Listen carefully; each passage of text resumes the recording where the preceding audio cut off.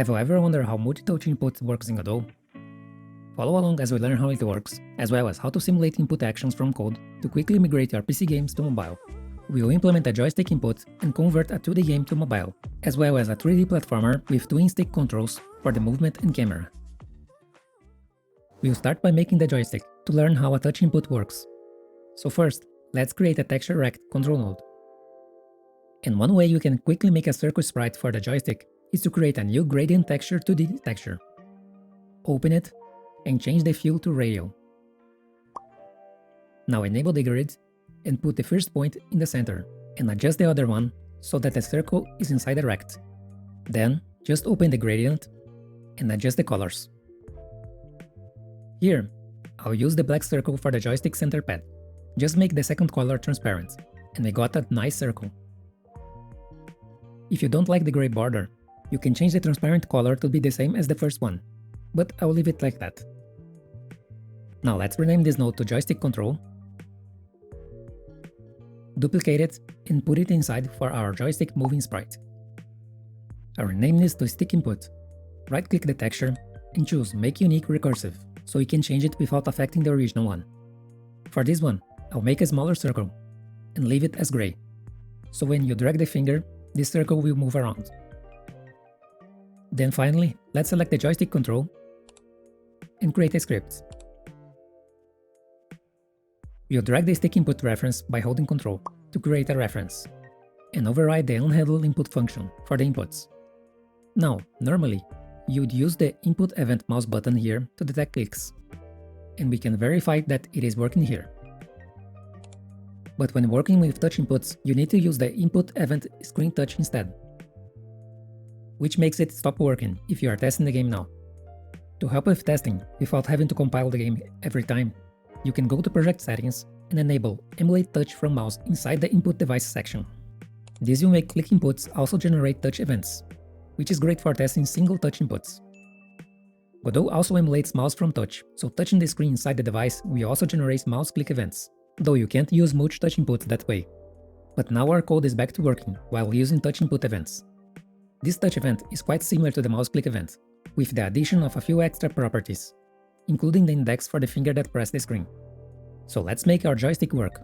We'll create a var named holding for the joystick state.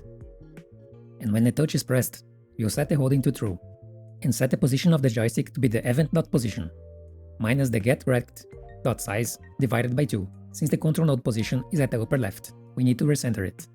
And if the touch input is released instead, we'll simply set the holding state to false for now. Now we can click the screen to move the joystick. But while this seems to be working right now, this is actually not true. Let's add a camera 3D to the scene. Change its zoom and move it a bit. Now the joystick position is completely wrong.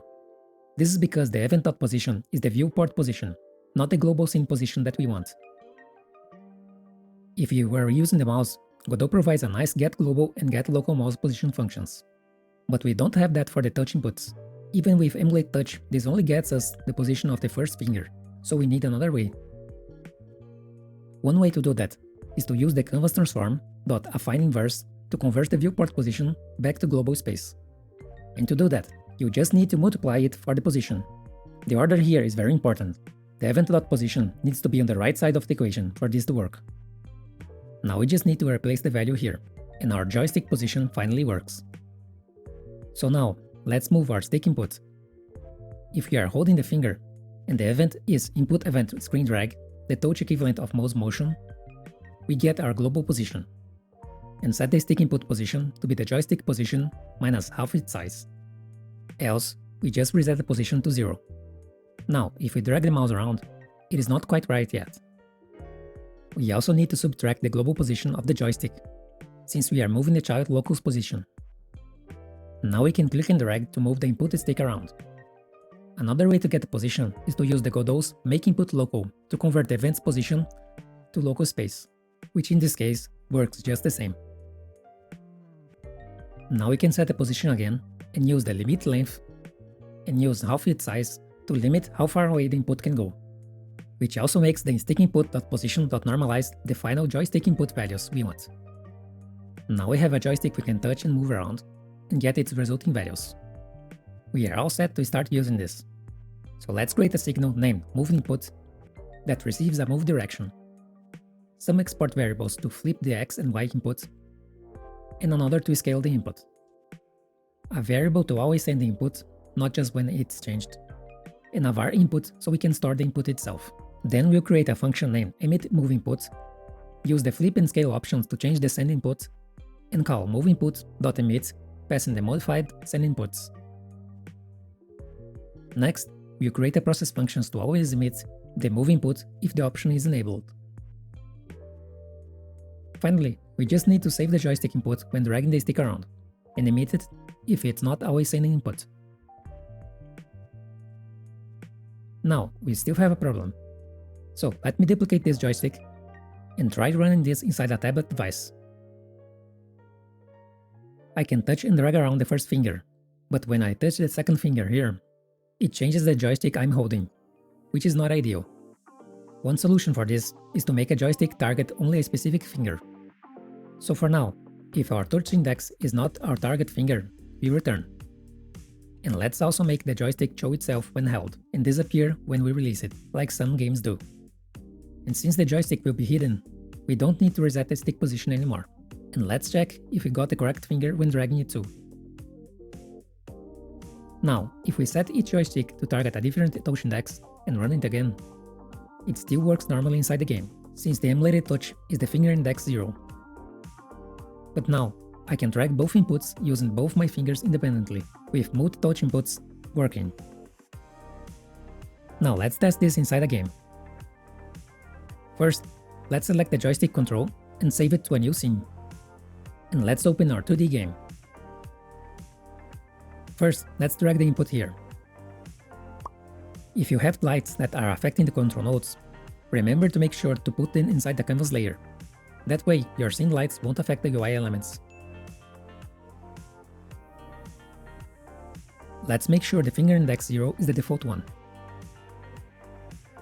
And connect our move input signal to our simple player script. Here, the player script just uses a move direction vector tool to move with the velocity.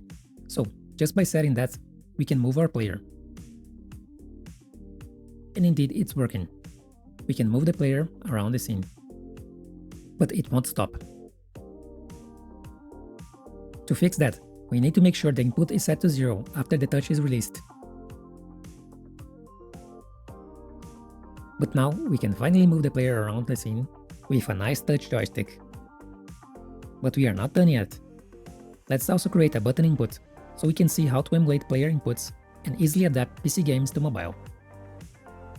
I'll use this other joystick here as a basis for the button, rename it to mobile button, and make the stick input now the pressed sprite for the button by increasing its size, and renaming it to press texture. Then let's create a new script and make it work. Here we have a pressed signal, but also an export var to emulate action, as well as an action name. So for example, when we press the button, Godot fires the attack action input. But instead of writing the action name, you can also use an export custom with the property hint input name. This makes it so we have a drop-down with all the action maps to choose from instead. The lose mode option here is for letting you manually type the action name. And you can remove the show built-in option to only show the custom actions inside our project instead. But now let's drag our button texture, create a press texture function, and just for now, use the unhandled input to press our button. We'll show the press texture and emit the press signal, and hide the press texture when it's released.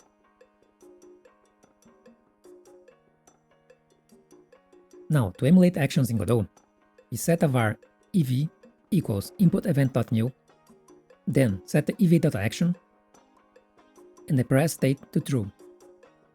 Then use the input.parseInputEvents to send it to Godot. Then we can also duplicate the event, set the press state to false, and send it again if it is only a trigger action. Now let's hide the press texture and test it. It works, but we need it to only be pressed when we press inside the button. And to fix that, we just need to change the input function to GUI input, which is only called for events over the control node. Now our button works, but our joystick is still activated when we press over the button. Not ideal. So let's not forget to accept the press event to consume it and not let the joystick use it as well. Now everything's fixed. We can press the button without calling the joystick. So let's save this to a new scene, but make sure the button position is 0. And also, make the child node scale all around, so you can resize the button later. The same for the joystick button before. And set the expand mode of both to ignore size, so you can scale them smaller than the sprite size. Now back to our 2D game, let's add our new button. Set the action to attack, and enable emulate action. Our player script here already used the keyboard action to attack. So just by putting the button here, we have now converted the PC input to mobile on-screen buttons. And you can keep adding new buttons for other actions or to your game, making it very easy to convert your games to mobile. But let's keep going, and use this to implement a twin stick movement and camera for a 3D game. To make it more easy to see, let's create a panel control node, and use this as the area our joystick movement input will work over. Then duplicate it and use the other side for the camera joystick zone. Now let's drag a joystick control to the left zone, and another one to the right zone. Then let's open our joystick code and change a bit how they work. We will create a handle input function and use that instead of Godot's input. This way we can transfer events from the panel input directly to the joystick. So let's create a script for the panel zone called zone inputs. And here, we just need to use the GUI input to transfer its input event to the joystick control node.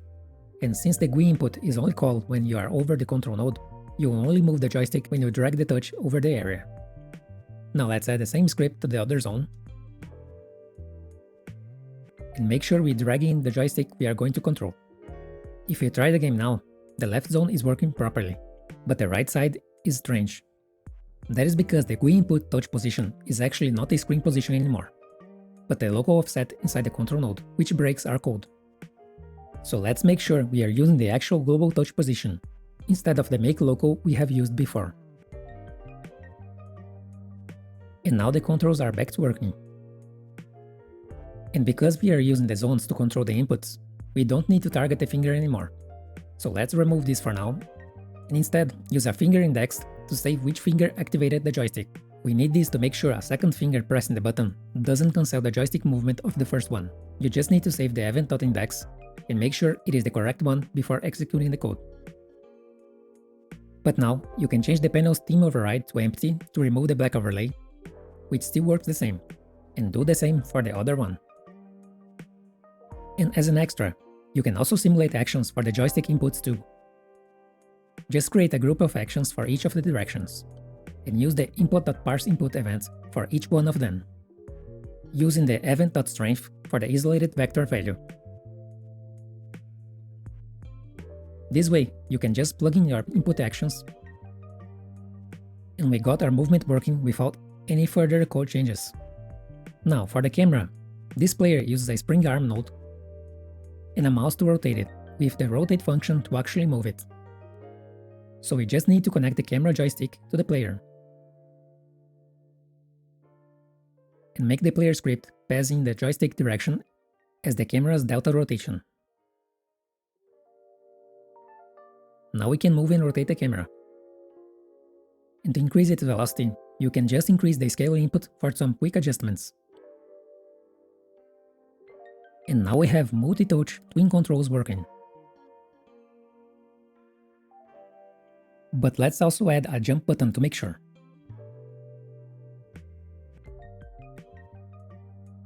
And it didn't work. A common mistake in Godot is that the order of the control nodes can affect their inputs. So in the case of our button, they need to be inside the same canvas layer and below both joysticks in the node tree. This makes sure they are called first and are given priority to consume events. And as another extra, you can very easily make your button's position adjustable. Just add an edit state and connect them to a button or toggle. That way, you can let the user adjust the buttons where they are most comfortable with. And you can improve this to also scale the buttons too. Lastly, Godot also has an input event magnified gesture. This detects when you drag two fingers apart from each other and can be used as zoom for your camera. But to make this work, you need to go to Project Settings and enable Pen and Scale gestures. But that's it.